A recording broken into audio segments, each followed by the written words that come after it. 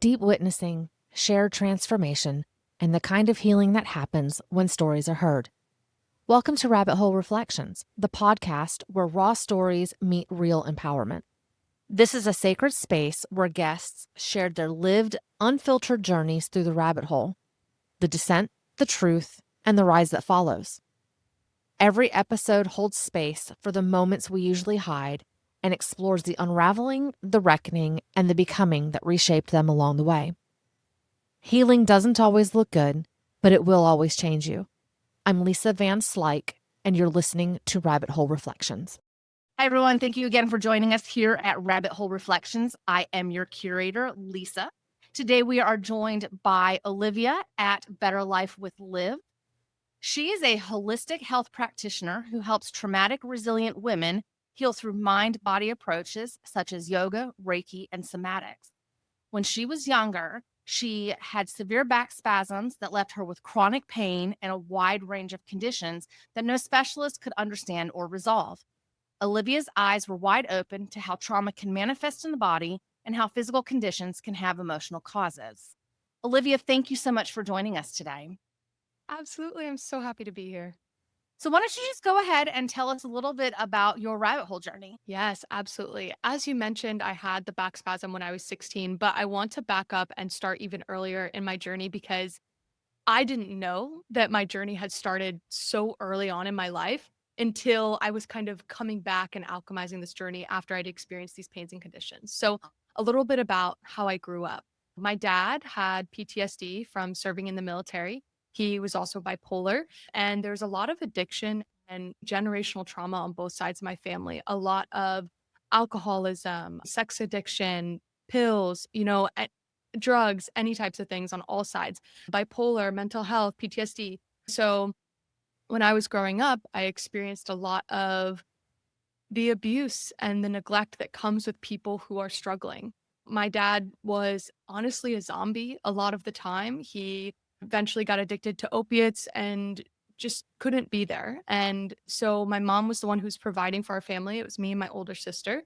So my mom was gone a lot of the time. What you remember in your childhood memories was she was never there. For meals and dinners, it was green beans from the can cold or ground beef on a plate for dinner. And my sister was the one who was basically raising me. She was dressing me, bathing me. She was only 4 years older than me. So when I was 6, she was 10 in the bathtub washing my hair. Wow. So I didn't realize, I think that's one of the big things about childhood trauma is that you don't know that that's not normal. You don't Right. know that it's not normal to have chairs and plates thrown at you, to have your dolls taken away from you for no reason. At one point, we had a Maltese, a small white dog, and my dad threw him in the trash can and closed it in a cabinet and said, "Don't you even dare touch him." So that was my childhood. That's how I grew up, and I didn't realize it was weird or wrong or off. As I grew up, my parents separated when I was in 4th grade. I had a little bit more stability in my life. However, my mom was still the breadwinner for our family, having to serve us. She was growing her own business as a CEO, which takes a lot of time and effort. I'm 16 years old now. I'm in high school. I'm doing softball, cheerleading. I'm a 4-season athlete. I start a relationship with a guy who was very abusive and manipulative and toxic. To give a little bit of insight, there were times he would be driving and he was 2 years older than me, or 2 grades older than me, I should say. But there were times where I was trying to break up with him or figure out how to get out of it. And he would start driving 110 miles an hour and say, "Well, what's the point if we're not together?" And again, I was raised in this abusive cycle. And you know this well with people who are bipolar. They have mania, right? They are happy and excited and ecstatic, and then they're depressed and they are lost and sluggish, and then they get angry, and you don't know what to expect. You're constantly sitting there unsure of what you're going to come into and making sure that you're not setting them off. And that's the relationship I then fell into. So then I was in this, toxic relationship, and I was isolated from my friends, and he was cheating on me, but he was convincing me that he was, like, all this stuff. So I was in this relationship, and I was at a softball game. I was on the sidelines, and a ball ran off the lines, and I went to go grab it. I bent down to pick it up and I have a severe back spasm. I can't move. I fall to the ground and I'm on the ground on my stomach for 45 minutes because Wow. I couldn't even say anything. I couldn't do anything until it was finally my time to be at bat and I wasn't there.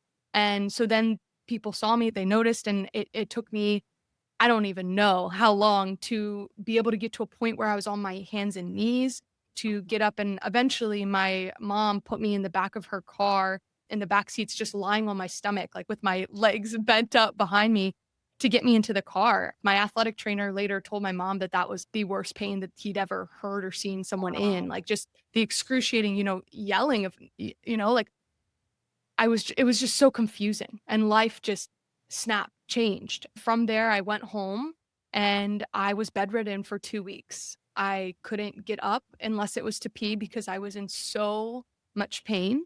And once I was able to start walking again, I started going to the chiropractor every single day for 30 days. There was tournaments and things and I couldn't do it. I couldn't even go to school. I lost all of that in a second.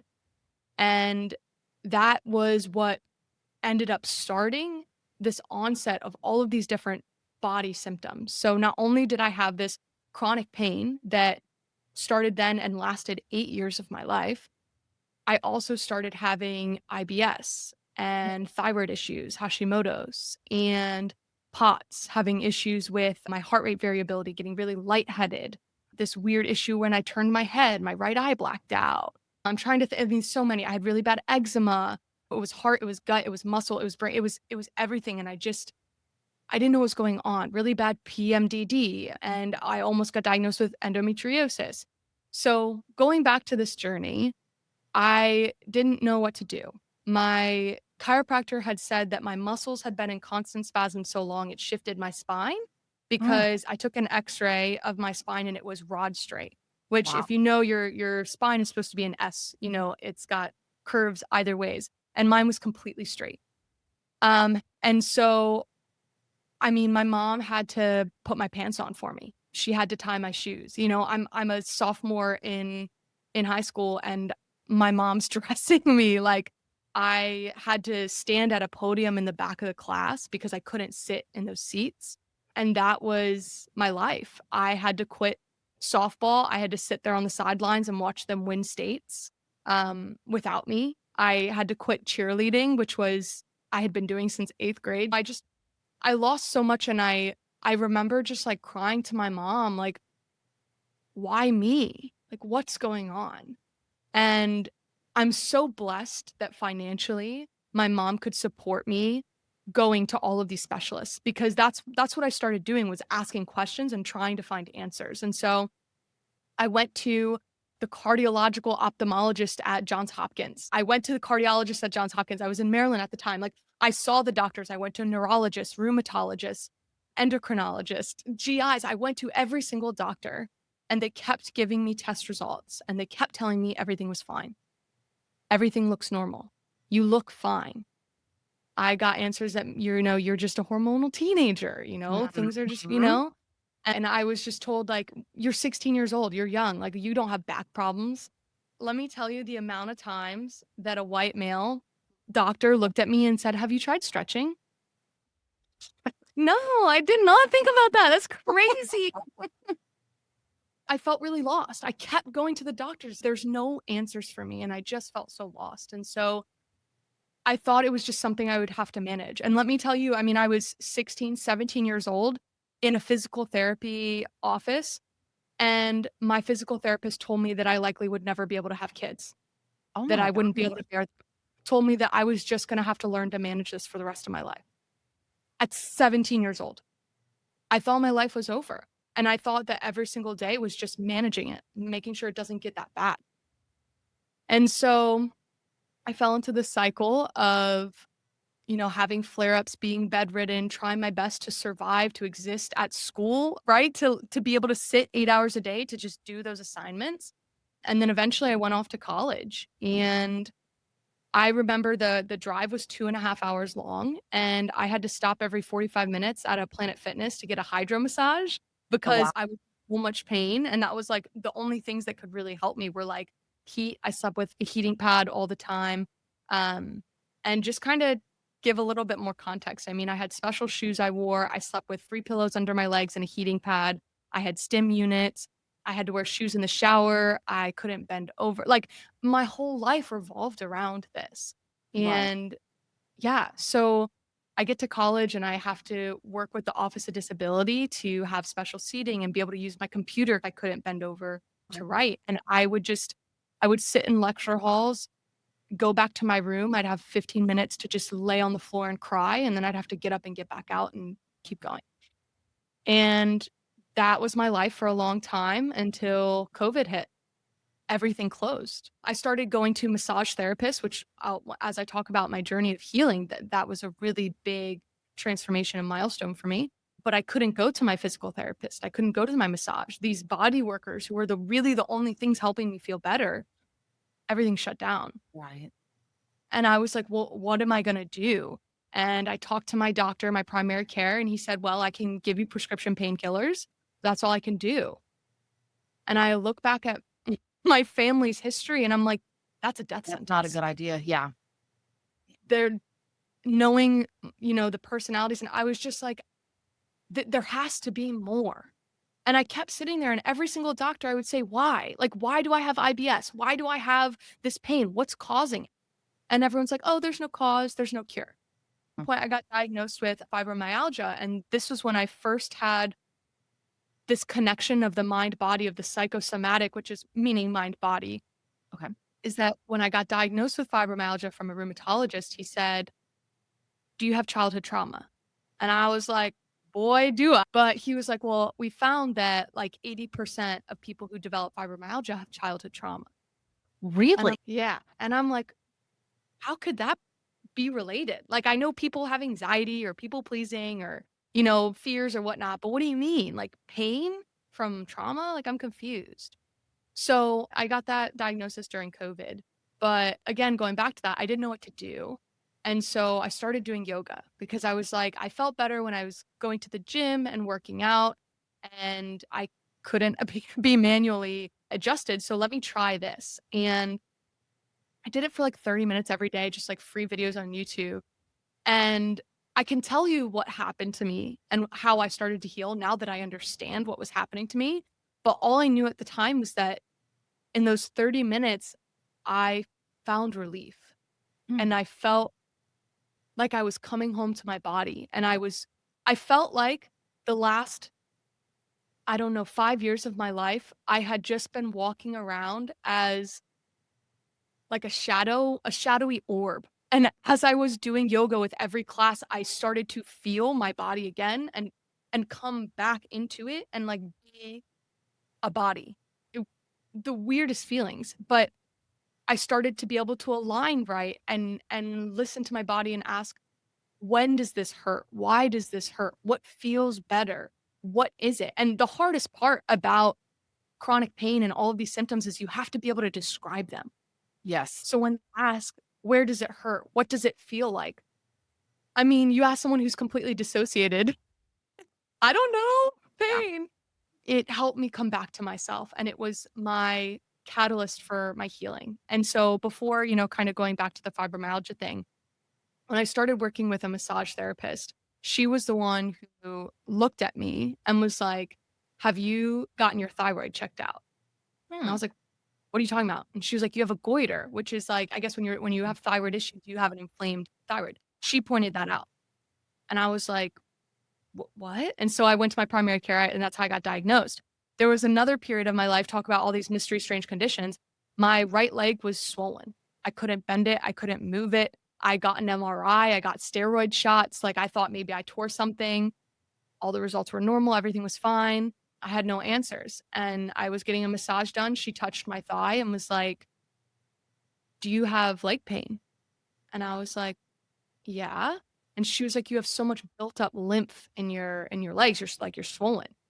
And in one session with light touches, like literally just lightly grazing and moving, I could bend my knee again. Wow. Just insane. And so she was the one who helped me see more into my body and also how to help it. and kind of threading all these pieces together. So yeah, I started yoga, and that was really my saving grace. That's what propelled me into. And then with my fibromyalgia doctor saying, yeah, childhood trauma causes that, that's what led me down to this path of maybe there's not something physically wrong with me. Mhm. Maybe there is something emotionally here.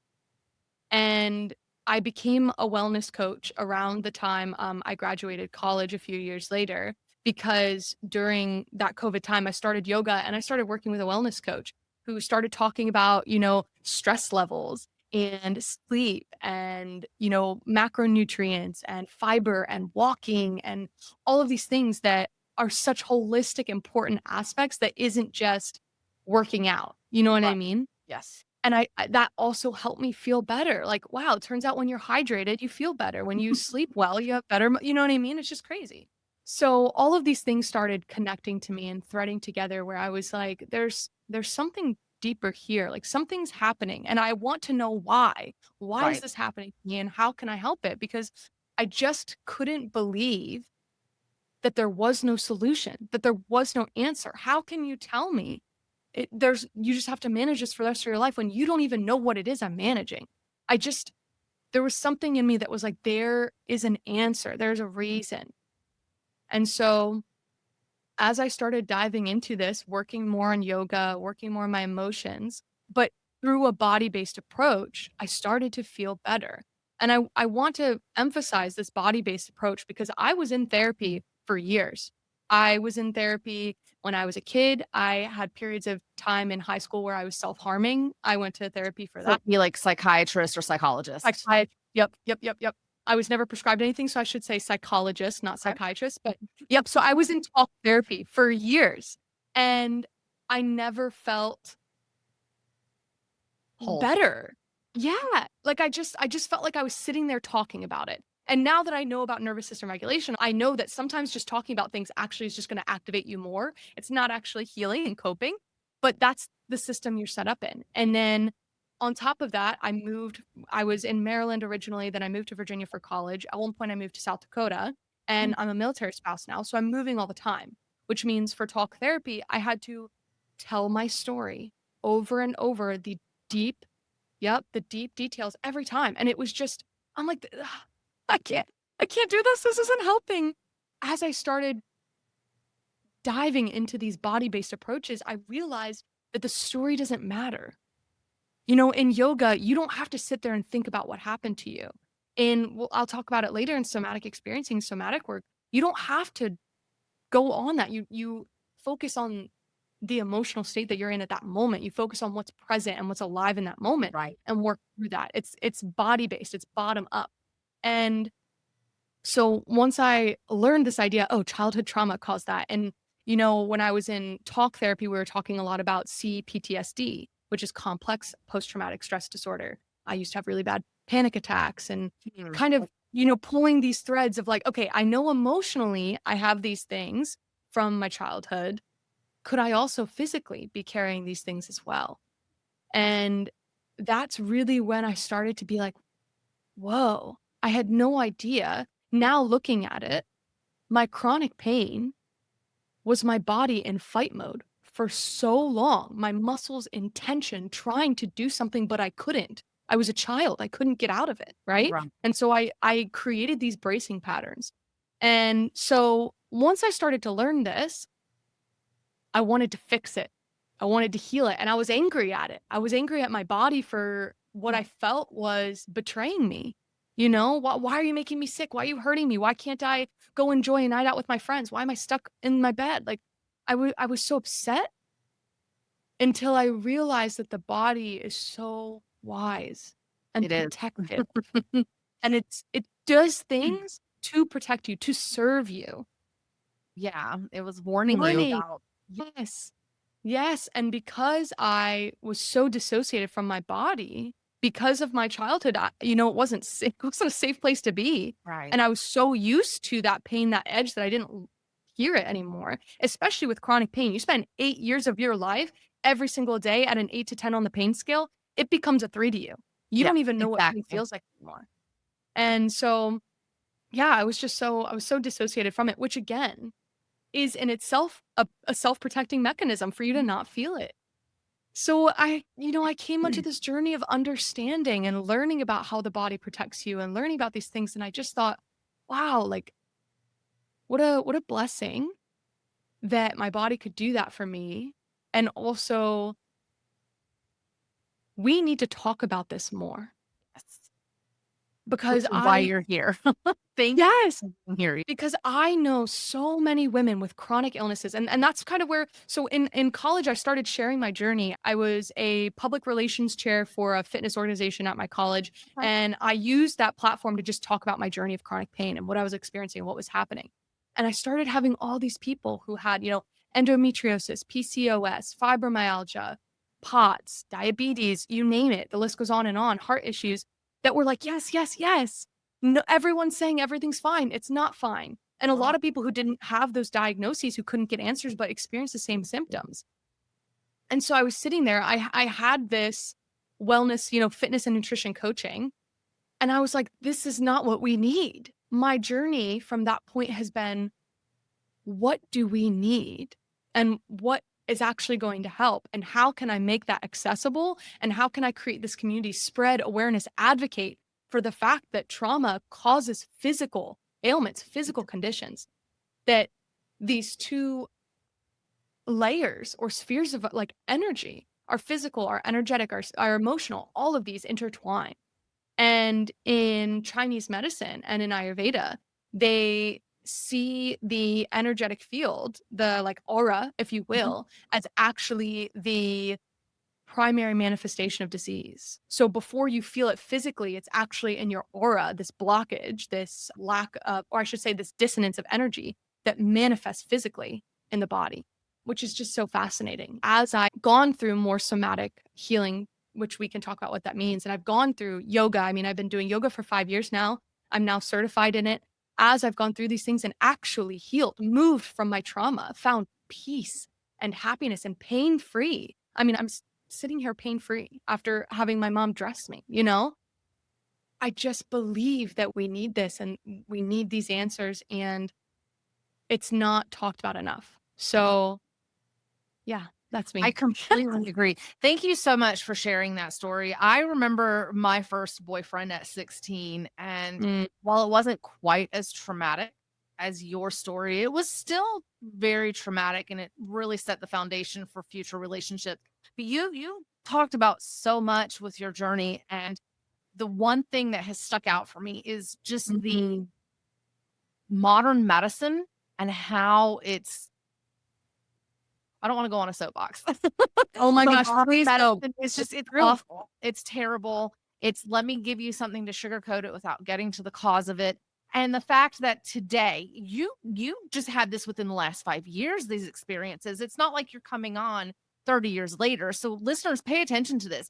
5 years ago, you were being dismissed by doctors who were absolutely boiling it down to, you're a woman. And Yep. that's disgusting. And it's still Yep. happening today. It is. I have friends every day telling me about their experiences. And I don't know if you know this, but endometriosis takes 8 to 12 years from the onset of symptoms to be diagnosed. And that's how a lot of these chronic illnesses are.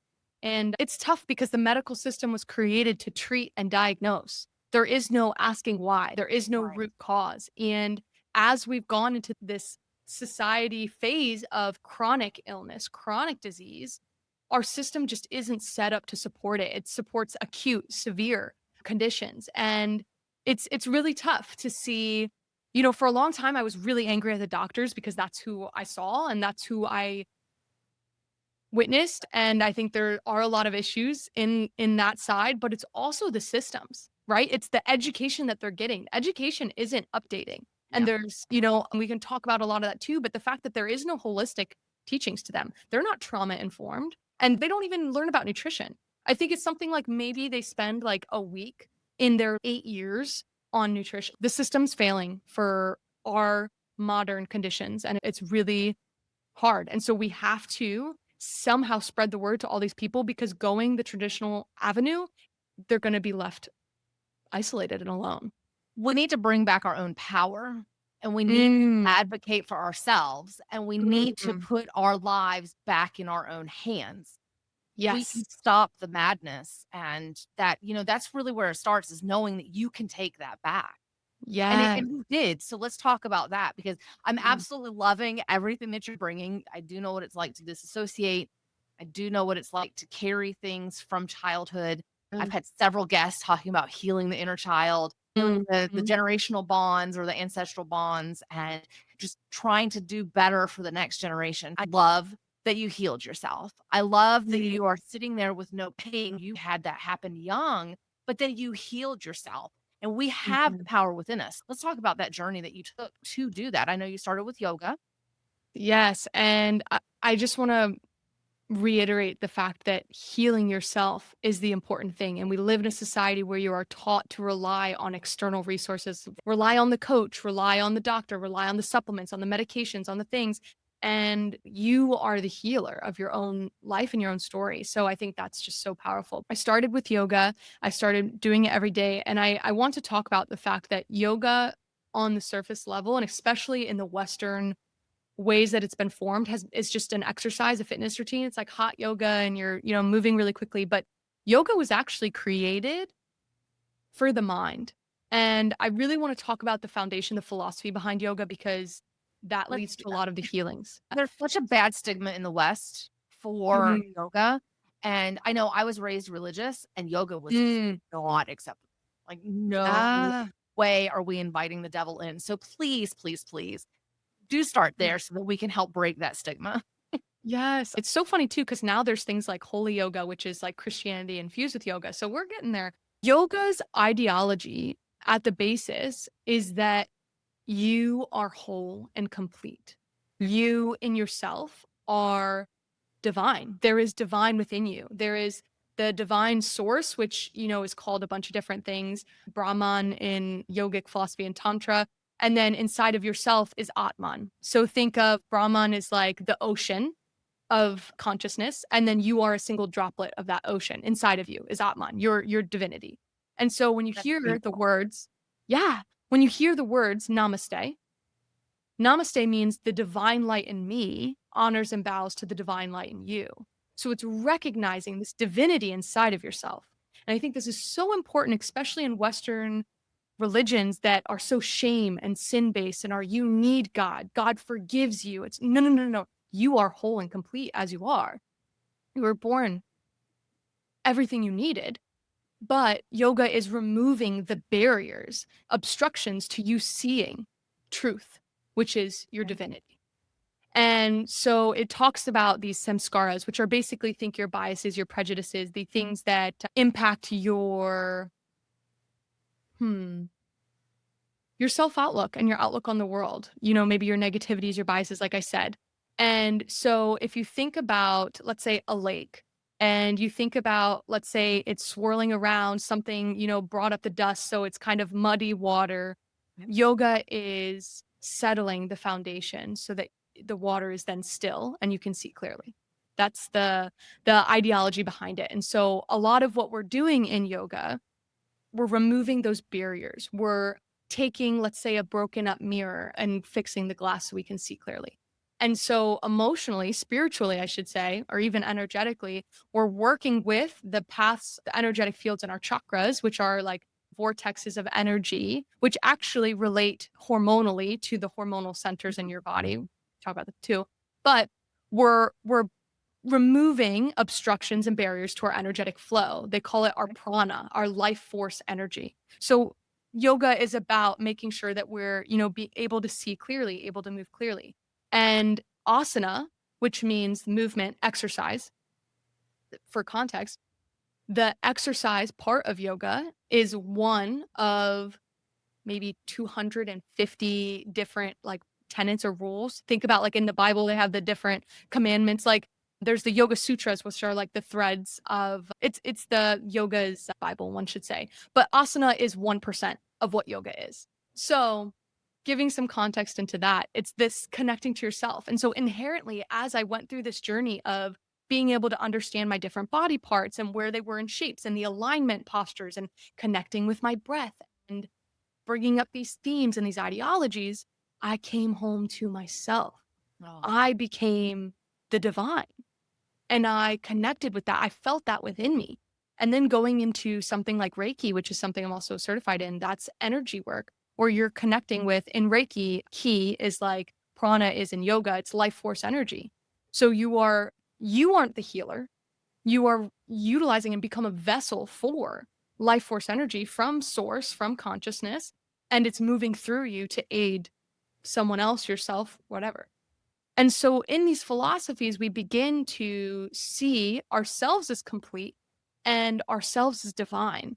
And I think that is really what helped me, this mental outlook of no, I was whole and I was pain-free and I was healthy and happy from the start. There's something blocking this that I can move through and do something to overcome, was the paradigm shift that I needed to be able to be my own healer.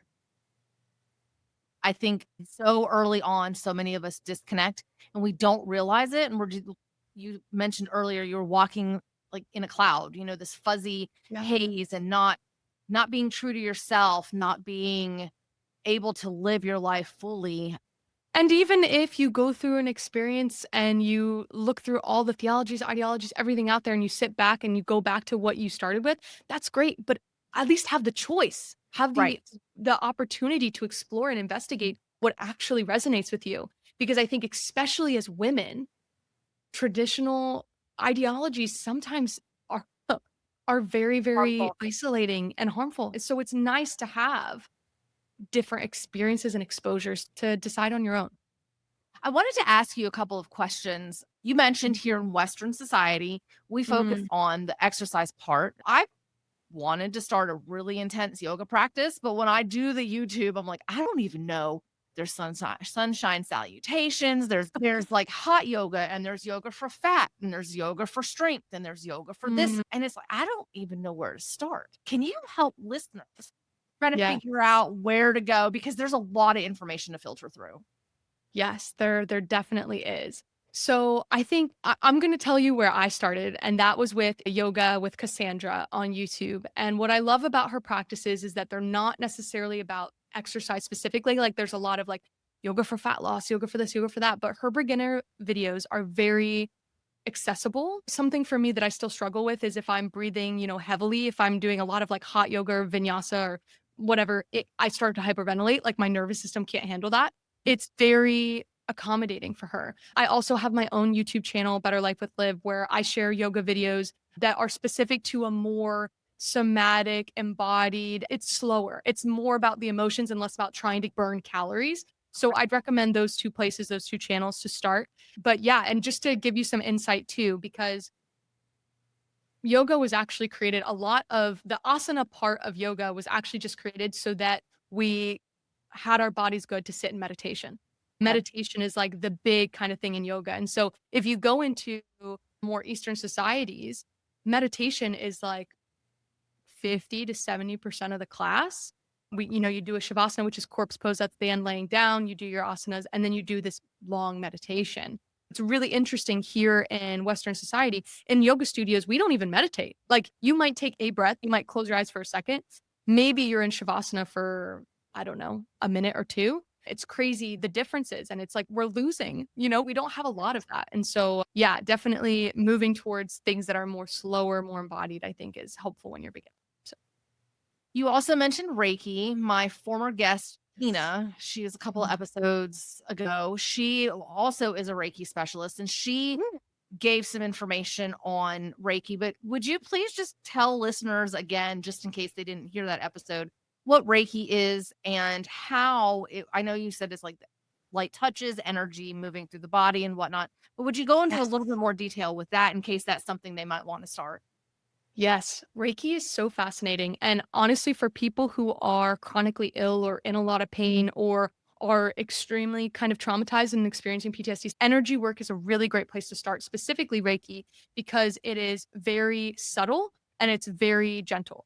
So Reiki, Rei stands for life force and the Ki stands for energy. So if you think of Ki kind of like when you think of Qigong or Tai Chi, it's this life force energy. There's many ways to work with this energy. So It can be done in person with hands-on or hands-off. It can be done online. I do all of my sessions online, sometimes just over the phone. And what it is this transmission of life force energy. And life force energy has a very high vibration.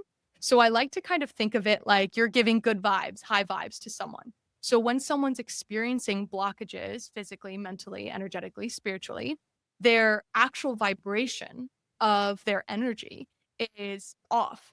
And so when you bring a higher energetic frequency to something that's lower energetic frequency, it will come and meet that and it'll change it.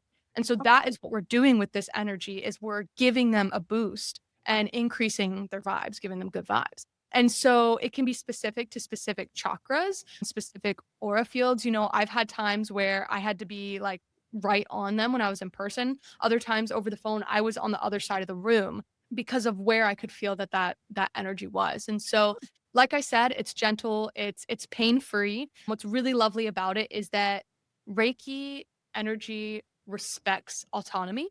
And so if you are sitting there and you're like, "No, I don't want this energy," you won't feel it and it won't work on you. It can't harm you and it respects autonomy, which I think is really beautiful because if your energetic field is closed down, it won't work. It can be really interesting for us practitioners when we're working on someone and we're not feeling anything. It's like, okay, have they struggled with, consent? Is there something blocking them? Do they really want to be here? Sometimes it takes a few sessions, stuff like that.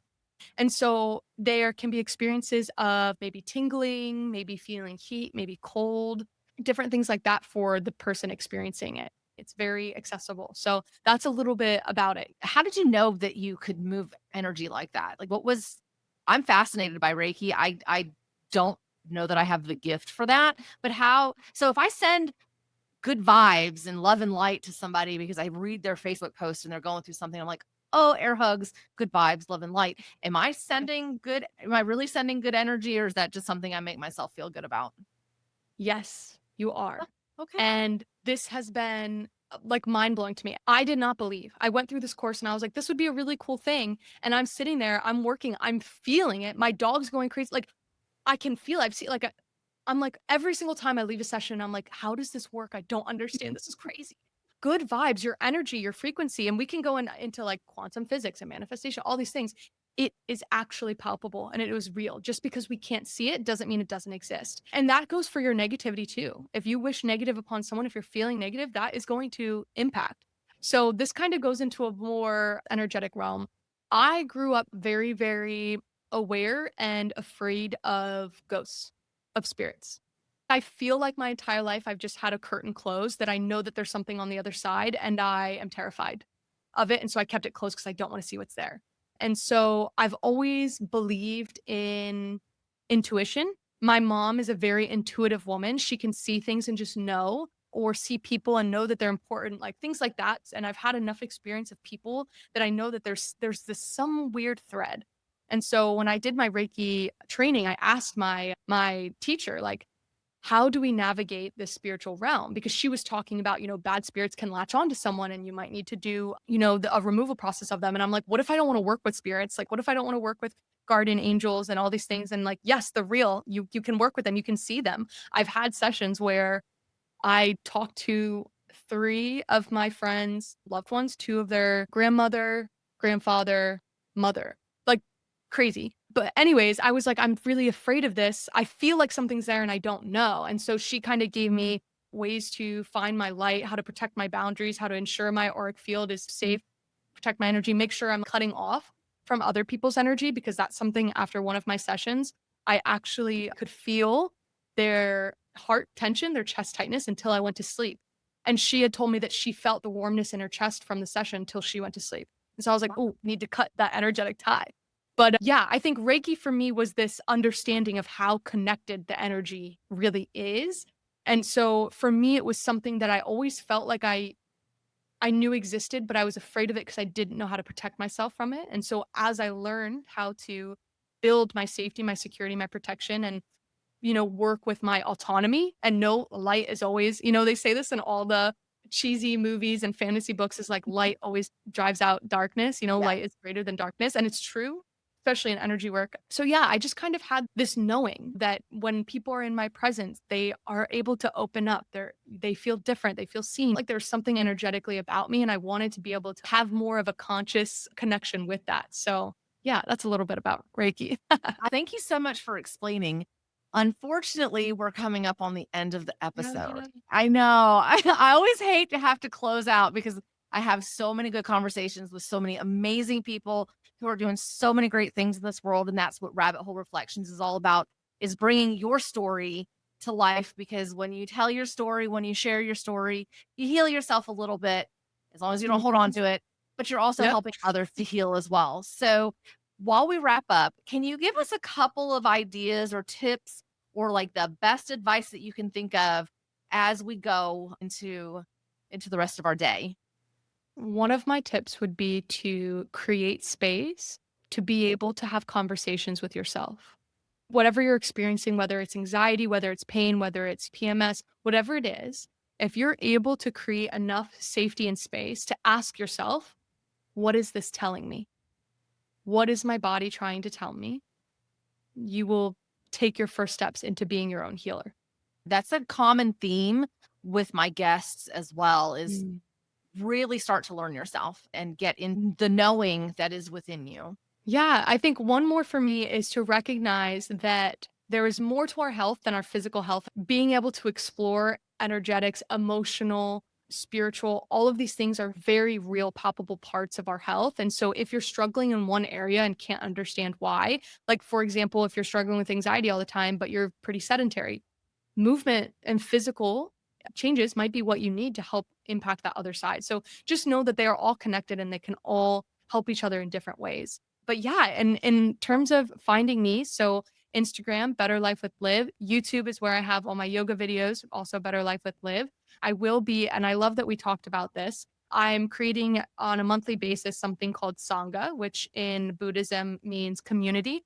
And this is a space for people to explore non traditional religions, philosophies, spiritualities, yoga, Taoism, Buddhism, earth based paganism, all these things, indigenous cultures, to be able to explore them, learn about them in a community, a sacred community that is safe and honors your desire to grow.